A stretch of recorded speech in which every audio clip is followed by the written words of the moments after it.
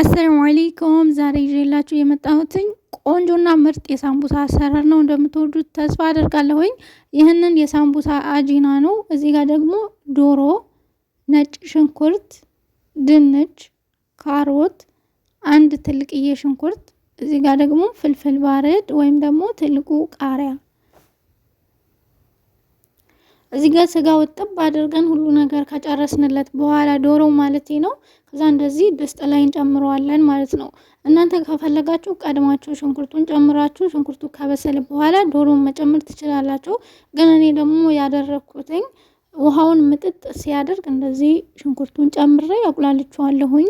ልዩነት ስላየሁበት ነው። በፊት ቀድሜ ሽንኩርት ጨምሬ አቁላልቼ ነበረ ዶሮም ጨምረው። አሁን ደግሞ ለምን እንደዚህ አላረግም ብዬ ጣዕሙ ይጣፍጣል። የሆነ በኋላ ሲበላ ጥሩ ጣዕም አለውና እንደዚህ አድርጉት ማለት ነው። ከዛ ዶሮውን ውሃው ምጥጥ ካደረገ በኋላ ሽንኩርቱን ጨምረን ትንሽ ከበሰለ በኋላ ካሮቱን እንደዚህ ከትፈን እንጨምረዋለን። ከዛ ደግሞ ሽንኩርቱ ከበሰለ በኋላ እዚህ ጋር የወይራ ዘይት ወይ ደግሞ በአረብኛ ዘይቱን ወይ ደግሞ ቤታችሁ ያለ ማንኛውንም ቅቤም ሆነ ዘይትም መጨመር ትችላላችሁ ማለት ነው።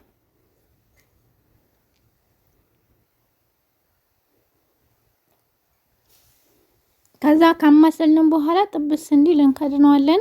እዚህ ጋር ደግሞ በዛ አድርጌ ነው ነጭ ሽንኩርት የጨመርኩበትኝ ምክንያቱም ብዙ ስለሆነ እንዲሁም ጣዕም ይሰጣል። እዚህ ጋር ደግሞ የተጠቀምኩት ቅመማ ቅመሞች ዝንጅብል፣ ፍልፍል አስወድ፣ ከሞን እንዲሁም ደግሞ ቤታችሁ ያለ ባህራት ማንኛውንም ቅመም እንዲሁም ደግሞ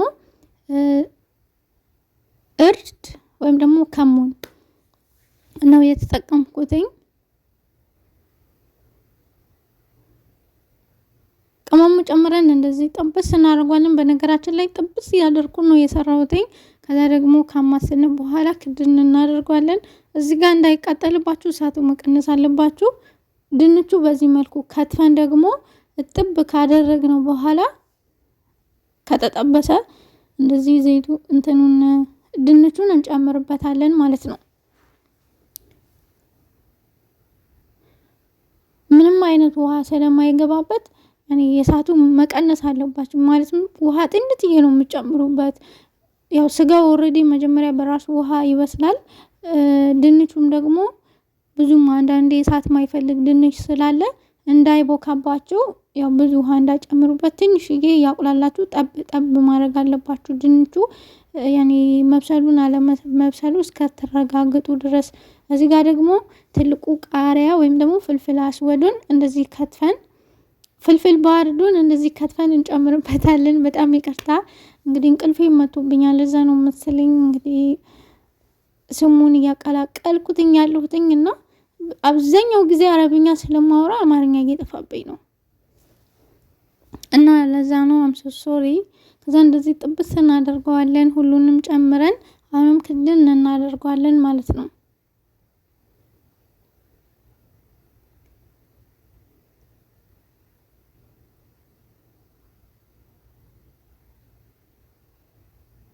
እዚህ ጋር እንደዚህ ያው ባንድ እጄ ስልክ እጄ ስለነበረ አልተመቸኝም። እንግዲህ እየፈነቀልኩት ነው ወደ ላይ እና እንደዚህ ካልነው በኋላ ትንሽዬ ጨው እንጨምርበታለን። እኔ የጨመርኩት በጣም ትንሽዬ ጨው ነው። አንደኛ ይሄ ያሰማል። ሌላኛው ደግሞ ቅድም ነጭ ሽንኩርት ስወቅት ጨው ጨምሬ ነበረ ለዛ እንዳይበዛበት ብዬ ትንሽ ነው የጨመርኩት። እናንተ ቀምሳችሁ ማየት ትችላላችሁ። ከዛ ደግሞ እሳቱ በጣም መቀነስ አለባችሁ። በዚህ መልኩ በስሏል ማለት ነው። እንግዲህ እናንተ ከፈለጋችሁ እንዲሁም መስራት ትችላላችሁ። እዚህ ቤት ስለሚፈልጉ ጅብን መራዒ ይሄኛው ጅብን ጨምሬበታለሁኝ ማለት ነው። ወይም ደግሞ ማዮኔዝም ካላችሁ ይሄንንም መጨመር ትችላላችሁ ማለት ነው። ይሄ ደግሞ የሳምቡሳ ወረቀት ወይም ደግሞ ይሄ የሳምቡሳው አጂና ፍሪጅ ውስጥ ከነበረ ውጭ አውጣችሁ ማስቀመጥ አለባችሁ። ለምን ብትሉ ቀዝቃዛ ከሆነ ለመስራት አያመችም። የሆነ ስጠቀልሉበት ይደርቃል ይላል ይፈረካከሳል። ለዛ ስለሆነ ውጪ መቀመጥ አለበት ማለት ነው ስላችሁ። አሁን ለመስራት ስታስቡ ውጪ አስቀምጡት። በተለይ አረብ ሀገርም ከሆነ ኢትዮጵያም እንግዲህ ያው በዚህ መልኩ አድርገን እንግዲህ እንደዚህ እንጠቀልለዋለን ማለት ነው።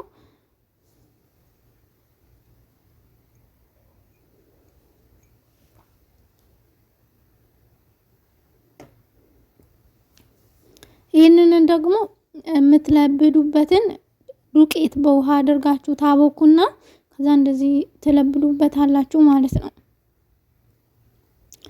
አያችሁችን የመሰለ ሳምቡሳ። ዱቄቱ ደግሞ ይሄንን ይመስላል። ዱቄትና ውሃ ብቻ ነው፣ ሌላ ነገር አልጨመርኩበትኝም። በጣምም ቀጭን ያልሆነ በጣምም ደግሞ ወፍራም ያልሆነ መካከለኛ። ከዛ በዚህ መልኩ ሳምቡሳችን እንጠቀልላለን ማለት ነው። ለዛሬ ይዤላችሁ የመጣሁት ይህንን ይመስል ነበር። ቻናሌን ላይክ፣ ሰብስክራይብ ያደረጋችሁ አበረታቱኝ። እንግዲህ አላህ በቀጣይ ቪዲዮ ያገናኘን። እስከ መጨረሻ አብራችሁን ቆዩ ማለት ነው።